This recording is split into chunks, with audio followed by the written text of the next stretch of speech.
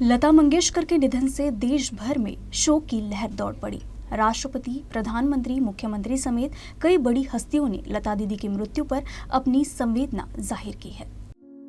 राष्ट्रपति रामनाथ कोविंद ने लता मंगेशकर के निधन पर दुख जताया है। राष्ट्रपति ने कहा, लता जी का निधन मेरे लिए हृदय विदारक है, जैसा कि दुनिया भर के लाखों लोगों के लिए है।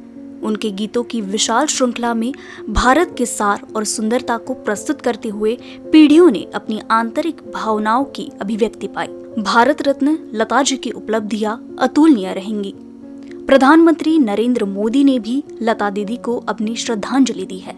प्रधानमंत्री मोदी ने कहा, मैं इसे अपना सम्मान मानता हूँ कि मुझे हमेशा लता दीदी से अपार स्नेह मिला है।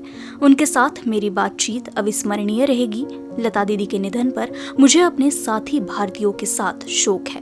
उनके परिवार से बात की और संवेदना व्यक्त की। ओम शांति।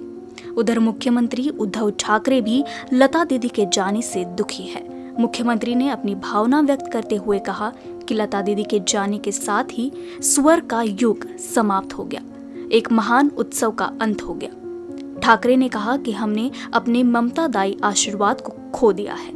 मुंबई के ब्रिज कैंडी हॉस्पिटल पहुंचकर केंद्रीय मंत्री नितिन गडकरी ने स्वर कोकिला भारत रत्न लता मंगेशकर जी के अंतिम दर्शन किए, साथ ही उनके परिवार को सांत्वना दी। गडकरी ने कहा, लता दीदी हमेशा हम सभी के लिए प्रेरणा बनी रहेंगे। ईश्वर पुण्यात्मा को शांति प्रदान करे। मेरे और उनके परिवार के और उनसे व्यक्तिगत रूप से स्नेह था, उनका बहुत प्रेम था हम सब के प्रति, और उनके जाने से देश की भी हानि हुई है, संगीत क्षेत्र की भी हानि हुई है, और पूरे विश्व में हमारे हिंदुस्तान को एक सम्मान प्रतिष्ठा देने वाली ऐसी वो गायिका थी। महाराष्ट्र के लिए, हमारे मुंबई के लिए, गोवा के लिए, और पूरी तरह एक प्रकार से यहाँ के संस्कृति के साथ वो जुड़ी हुई थी। उनका जाना ये हमारे पूरे देश के ऊपर एक बहुत बड़ा आघात है। आज वो हमारे बीच में नहीं है, पर उनके स्वर, उनका संगीत, उनके गीत आगे भी भविष्य में ऐसी पीढ़ियों से पीढ़ियों तक हम लोग सुनते रहेंगे। मुझे बहुत दुख है कि आज मैं मुंबई आया था और आज सुबह ही एक खबर आ गई। मैं उनका दर्शन लेकर आया हूँ। मैं भगवान से प्रार्थना करता हूँ कि उनकी आत्मा को शांति दे। यही ईश्वर चरणों में प्रार्थना करता हूँ। लता जी का जाना हम सबके जीवन में एक बहुत बड़ा धक्का है, और इसको सहन करने की ताकत उनके परिवार को और हम सबको दे, यही ईश्वर चरणों में प्रार्थना। एनसीपी सुप्रीमो शरद पवार ने भी लता दीदी के चले जाने पर अपनी संवेदना व्यक्त की। पवार ने कहा, आज दुनिया भर के लाखों संगीत प्रेमियों के कानों को तृप्त करने वाली अलौकिक आवाज गायब हो गई है। लता दीदी की आवाज के स्पर्श से, अमर गीतों के माध्यम से ये आवाज हमारे मन में अनंत काल तक गूंजती रहेगी। महाराष्ट्र विधानसभा में नेता प्रतिपक्ष देवेंद्र फडणवीस ने भी अपने सोशल मीडिया अकाउंट पर लता दीदी के साथ खुद की कुछ तस्वीर साझा की। इस दौरान देवेंद्र फडणवीस ने कहा, लता दीदी मंगेशकर के निधन से न केवल स्वर बल्कि भारतीय संगीत की आत्मा भी खो गई है।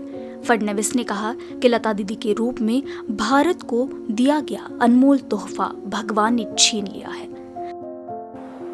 दीदी प्रखर राष्ट्रवादी इस प्रकार की भी रही है, और पूरे परिवार में राष्ट्र के प्रति एक समर्पण का भाव हमको देखने को मिला है, और दीदी राष्ट्र कार्यों में अपने समर्पण को अर्पित करने के लिए सदैव तत्पर देखी गई है। स्वातंत्रवीर सावरकर जी के ऊपर आदरणीय लता दीदी की असीम श्रद्धा थी, और मुझे ऐसा लगता है कि इस प्रकार का एक व्यक्तिमत्व हमारे बीच से निकल जाना एक प्रकार से संगीत की आत्मा चली गई, ऐसा भाव आज हमारे मन में यहाँ पर जागृत होता है।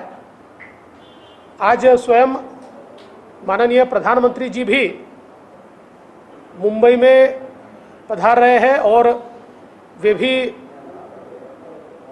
लता दीदी का अंतिम दर्शन वहाँ पर लेंगे। हम सभी की ओर से लता दीदी को हम विनम्र श्रद्धांजलि अर्पण करते हैं। लता मंगेशकर का म्यूजिक इंडस्ट्री में योगदान अतुलनीय था, जिसे कभी नहीं भुलाया जा सकता।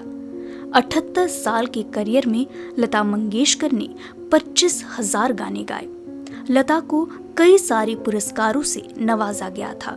वे 3 बार नेशनल अवार्ड विनर रही थी। इसके अलावा दादा साहेब फाल्के अवार्ड और भारत रत्न से भी उन्हें नवाजा गया था।